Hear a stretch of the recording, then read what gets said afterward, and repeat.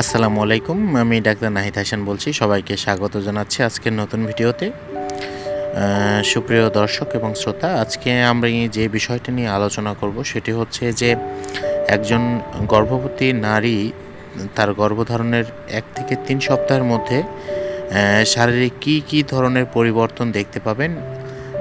এই 1 থেকে 3 সপ্তাহের মধ্যে তার কী করা উচিত, কী করা উচিত নয়, এই বিষয়গুলো নিয়ে আজকে আপনাদের সাথে আলোচনা করব।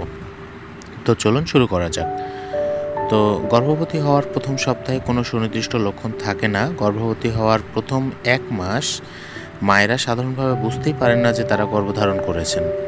প্রথম যে লক্ষণটি গর্ভবতী মায়েরা খেয়াল করেন তা হলো পিরিয়ড বাদ যাওয়া। এখানে একটা বিষয় বলে রাখা উচিত যে গর্ভবতী নারীর সর্বশেষ মাসিকের প্রথম দিন থেকে তার গর্ভকালের শুরু ধরা হয়ে থাকে। তো কি করে বুঝবেন আপনি প্রেগনেন্ট? তো আমরা জেনেছি যে গর্ভাবস্থায় প্রথম যে উল্লেখযোগ্য লক্ষণটি দেখা দেয় সেটি হচ্ছে পিরিয়ড বন্ধ হওয়া। এছাড়া কারো ক্ষেত্রে আরও কিছু লক্ষণ উপস্থিত থাকতে পারে, যেমন যোনিপথ দিয়ে হালকা রক্তপাত, মাথা ঘোরানো, চাপ দিলে স্তনে ব্যথা অনুভব করা, বমি বমি লাগা, ক্লান্তি অনুভব করা, পেটে অস্বস্তি বা পেট ফাঁপা হয়েছে এমন মনে হওয়া, সাদা স্রাবের পরিমাণ বেড়ে যাওয়া, পিরিয়ড বা মাসিকের ব্যথার মতো তলপেটে মোচড় দিয়ে ব্যথা হওয়া, ঘন ঘন প্রস্রাবের বেগ আসা, প্রিয় কোনো খাবারে অরুচি কিংবা নতুন কোনো খাবারের প্রতি তীব্র আকাঙ্ক্ষা, মুখে অদ্ভুত স্বাদ পাওয়া, প্রখর ঘ্রাণ শক্তি। তবে এসব লক্ষণ থাকলেই যে আপনি গর্ভবতী তা সুনিশ্চিতভাবে বলা সম্ভব নয়, কেননা এমন কিছু লক্ষণ কারো ক্ষেত্রে মাসিকের আগে দেখা দেয়, যেমন স্তনে ব্যথা, পেট ফাঁপা ও কোনো খাবারের প্রতি তীব্র আকাঙ্ক্ষা। আবার অনেকের ক্ষেত্রে প্রেগনেন্ট হওয়ার পর তেমন কোনো লক্ষণ দেখা যায় না, ফলে গর্ভধারণের ব্যাপারটা আঁচ করতে কিন্তু দেরি হয়। তো আপনি গর্ভবতী কিনা তা জানার সবচেয়ে নির্ভরযোগ্য পদ্ধতি হচ্ছে প্রেগন্যান্সি টেস্ট করা।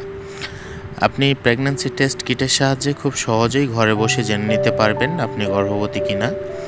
এই কিটগুলো আপনি সাধারণ ওষুধের দোকান বা ফার্মেসি থেকে কিনতে পারবেন। এছাড়া নিকটস্থ কোনো ক্লিনিক, স্বাস্থ্যকেন্দ্র, হাসপাতাল বা গাইনি ডাক্তারের চেম্বারে গিয়েও আপনি প্রেগন্যান্সি টেস্ট করাতে পারেন। এবার আমরা আসি মিলনের কতদিন পর প্রেগন্যান্সি টেস্ট করতে হয়।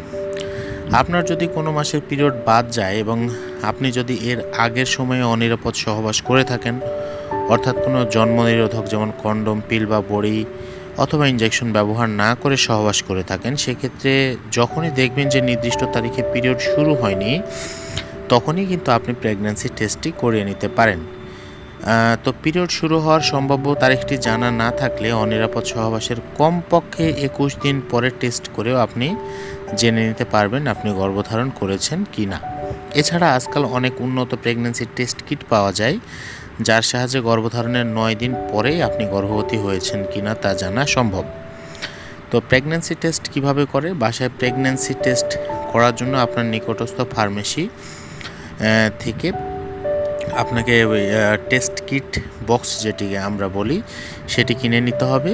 দিনের যে কোনো সময় প্রস্রাবের নমুনা দিয়ে প্রেগন্যান্সি টেস্ট করা যায়, তবে আমরা বলে থাকি যে সকালে সর্বপ্রথম যে প্রস্রাব রয়েছে সেটি দিয়ে করাই সর্বোত্তম।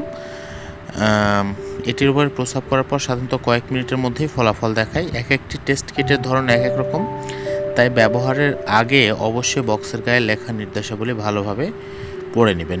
তো এখন আমরা আসি গর্ভবতী হলে আপনার আসলে করণীয়টা কী।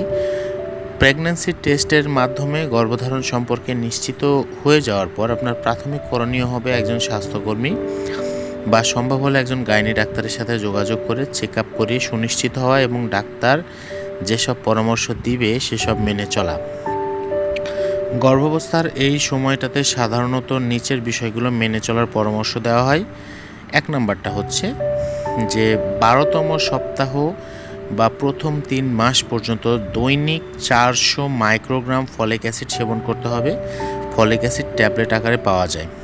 2 নম্বরটি হচ্ছে দৈনিক 10 মাইক্রোগ্রাম ভিটামিন ডি ট্যাবলেট আপনাকে নিতে হবে। 3 নম্বরটি হচ্ছে গর্ভাবস্থায় নানান রকম ইনফেকশনের ঝুঁকি থাকে, তাই এ সময় কাঁচা বা ভালোভাবে রান্না হয়নি এমন খাবার কিন্তু আপনাকে এড়িয়ে চলতে হবে। 4 নম্বর হচ্ছে গর্ভের শিশুর সুস্বাস্থ্য বজায় রাখতে অবশ্যই ধূমপান, অতিরিক্ত চা, কফি পান, মদ পান করা এড়িয়ে চলতে হবে। তো তো এই জিনিসগুলো কিন্তু আপনি যদি করে থাকেন তাহলে আপনার গর্ভাবস্থার 1 থেকে 3 মাস পর্যন্ত এই সময়টাকে আমরা খুব রিস্কি টাইম বলে থাকি। এই সময়টাতে অনেকের ক্ষেত্রে মিসক্যারেজ হওয়ার অনেক সম্ভাবনাটা থাকে, তাই আপনাকে খুবই সতর্কতার সাথে এই সময়টা হ্যান্ডেল করতে হবে।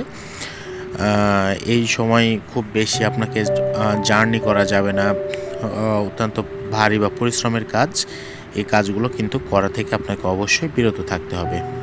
তো এই বিষয়গুলো যদি আপনি খেয়াল রাখতে পারেন তাহলে অবশ্যই আপনার প্রেগন্যান্সির জার্নিটা অনেক সহজ এবং ইজি হয়ে যাবে। তো আজকের মতো এখানে আলোচনা শেষ করছি। সবাই ভালো থাকবেন, সুস্থ থাকবেন, সুন্দর থাকবেন, সেই শুভকামনায় আজকের মতো আল্লাহ হাফেজ।